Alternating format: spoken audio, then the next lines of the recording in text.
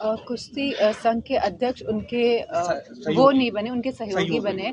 तो मैं समझती हूँ जब सरकार के पास समय था, जब इनको हटाना चाहिए था बृजभूषण जी को, तब सरकार ने हटाया नहीं। और मुझे लगता है कि सोची समझी साजिश के तहत और जनता में एक मैसेज देने के तहत, पॉजिटिव मैसेज देने के तहत ये कार्य किया गया है कि जहां उनके सहयोगी को संघ का अध्यक्ष बनाया गया है और फिर तुरंत उन्हें हटाया गया है। एक दिन पहले ब्राह्मण महासमाज की एक बैठक राष्ट्रीय अध्यक्ष तमाम बार खासकर स्वामी प्रसाद मौर्य हमेशा समाज के प्रति कुछ न कुछ टिप्पणी करते हैं। राष्ट्रीय अध्यक्ष जी ने ये स्वीकार किया, उन्हें रोका भी है कि समाज के प्रति इस तरीके से टीका टिप्पणी ठीक नहीं। क्या देरी नहीं हुई? शुरू से ही राष्ट्रीय अध्यक्ष जी ने इस बात को कहा है कि ये उनके अपने खुद के विचार हैं, ये समाजवादी की पार्टी के विचार नहीं हैं और समाजवादी पार्टी उनके विचारों का समर्थन किसी भी रूप में नहीं करती है। 142 सांसदों पर बहुत ही दुर्भाग्यपूर्ण है। और हिंदुस्तान की जो डेमोक्रेसी है, जो सबसे बड़ी डेमोक्रेसी है, जो लोकतंत्र है, वो भारत का लोकतंत्र है। और एक साथ जहाँ मुझे भी हटाया गया, सस्पेंड किया गया है, तो ये बहुत ही दुर्भाग्यपूर्ण है। और इससे ना केवल हिंदुस्तान में, ना केवल हमारे भारत में, बल्कि पूरे विश्व में इस बात का उल्लेख हुआ है। और हमेशा, और यह जो घटना है इतिहास के पन्नों में यह जड़ दी गई है और हमेशा ऐसे याद किया जाएगा कि एक डेमोक्रेसी ऐसी थी, एक लोकतंत्र ऐसा था जहां एक सरकार ने 142 सांसदों को सस्पेंड किया है। मैडम, सांसद कन्नौज सुब्रत पाटिल, इन्होंने खासकर मंडल ट्रस्ट को ये पत्र लिखा है, समाजवादी पार्टी के राष्ट्रीय अध्यक्ष को आमंत्रण न दिया।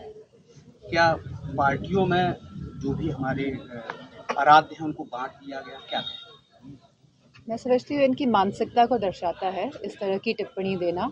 और जो भारत का जो सनातन धर्म की बात करते हैं, जहाँ राम राज्य की बात हो रही है आज, तो मेरा मानना है और मेरा समझना है कि हम सबको अपने हृदय में, अपने अंदर को जो राम जी के स्वभाव है उनको अपनाना है, उनको ग्रहण करना है। और इस तरह की टिप्पणियां करके यह उनका चरित्र को दर्शाता है। क्या 22 जनवरी को आप जाएंगे अयोध्या? अगर निमंत्रण आएगा तो जाएंगे। निमंत्रण रामलला ट्रस्ट की तरफ से, और अगर नहीं आएगा तो भी जाएंगे, बाद में जाएंगे। मैडम, महंगाई की बात करते हैं। आज देश की स्थिति 16% बेरोजगारी और 13% गरीबी रेखा के नीचे है। इस पर कोई बात नहीं करता। आज बच्चे अगर जन्मता है तो 1 लाख रुपया उसका कर्ज होता है और आने वाला जो समय है 205 लाख। लगातार देश की जो हालत बनी हुई है उसमें अलग अलग तरह के एंगल दिए जा रहे हैं, जिससे कि जो देश के जो लोग हैं, जो जनता है, उनका ध्यान भटकाया जाए। लेकिन आज भी जो हमारी समस्याएं हैं वो है बेरोजगारी है, गरीबी है, जहां लोगों को पौष्टिक आहार नहीं मिल रहा है। एक रिपोर्ट के अनुसार लगभग 70% हिंदुस्तान में लोग पौष्टिक आहार नहीं पा रहे हैं, आहार नहीं पा रहे हैं। इसी के साथ जहां सरकार एक तरफ 5 किलो आटा तो दे रही है, लेकिन वहीं यह सरकार नौकरी नहीं दे पा रही है। और यही मनरेगा से जो रोजगार मिलता था गांव-गांव में भी, वो उसमें भी लगभग 50% की गिरावट हुई है। तो मैं समझती हूँ सरकार कई सारे ऐसे क्षेत्र हैं जहाँ विफल साबित हो रही है।